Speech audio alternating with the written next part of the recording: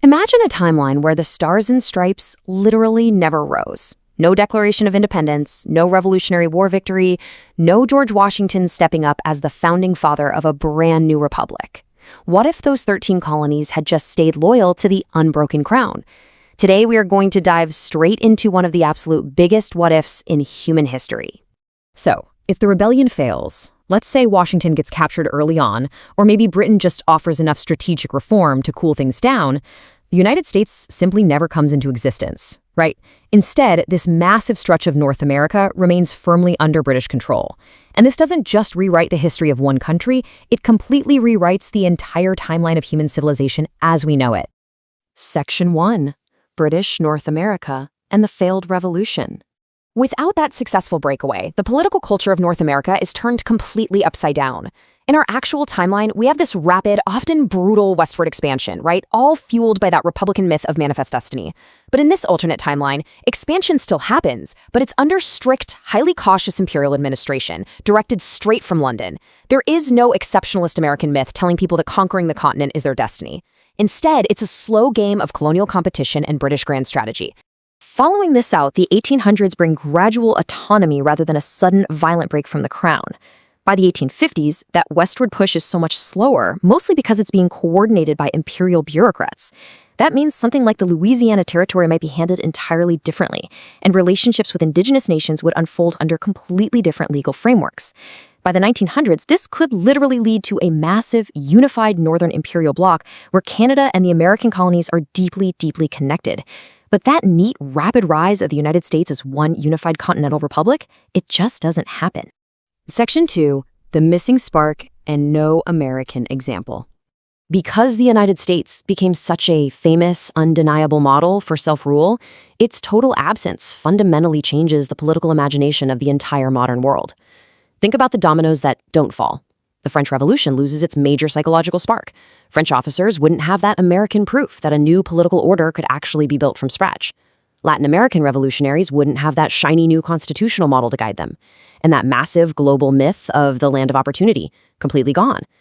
Without that first big successful rebellion, the global democratic chain reaction is either severely delayed or devolves in a far more hesitant way. And crucially, the very definition of identity changes. Think about how we view citizenship today. In this alternate world, the word American becomes nothing more than a geographical term. It just describes people from the continent, kind of like saying someone is European or African. It implies absolutely no separate national state or identity. People would obviously still migrate and build their lives, but that symbolic promise of becoming American simply wouldn't exist outside the massive shadow of the empire. Section 3. The Global Economy and Imperial Trade Networks. Before we even talk about finance, we really have to look at the institution of slavery. A British North America would likely be pulled toward abolition under imperial law or imperial reform. Because in reality, the British Empire actually abolished slavery across much of its territory in the 19th century. If the American colonies were still British, slavery might actually end via these sweeping imperial reforms rather than a catastrophic civil war.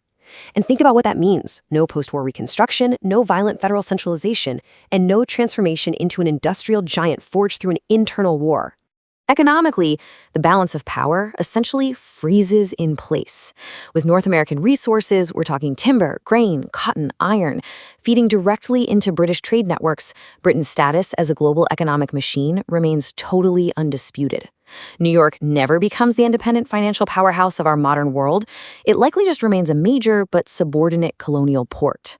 Meanwhile, London sits as the undisputed center of global finance. The engine of global capitalism stays firmly, unshakably rooted in the imperial system. Section 4. Rewriting the World Wars and a very different 20th century. This is an era that becomes completely unrecognizable without an independent United States to tip the scales in global conflicts. In our real 20th century, we have Pearl Harbor, an independent American war machine crossing the Atlantic, the American-led Manhattan Project, the formation of NATO. But without an independent USA, we're looking at a timeline defined by imperial endurance. If Britain possesses North American manpower and industry from day one, World War I might be shorter, or honestly, vastly more destructive because imperial resources are just so much greater. In World War II, there is no American-led post-war order, no Marshall Plan, and absolutely no post-1945 global dominance centered in Washington. And the ripple effects hit exactly what we consume every single day. Modern life would still have plenty of tech and change, for sure, but there is no Silicon Valley as we know it. The smartphones in our pockets wouldn't be shaped by Californian tech culture. There's no American space race or moon landing. The Manhattan Project happens, but under British or combined imperial leadership. And Hollywood? It never becomes the single dominant entertainment industry on the planet. The cultural revolutions of jazz, rock and roll, mass advertising, they might evolve completely differently. Global media becomes highly fragmented. Maybe French, German, Indian, or Japanese cultural industries hold way more influence simply because there is no American giant absorbing the entire global spotlight. Section 5. A Better World, the Redistribution of Power. This all leads us to a pretty profound philosophical question. Would this unbroken global empire actually result in a better existence for humanity? Well, you have to remember this fundamental rule. History rarely deletes power. It just redistributes it.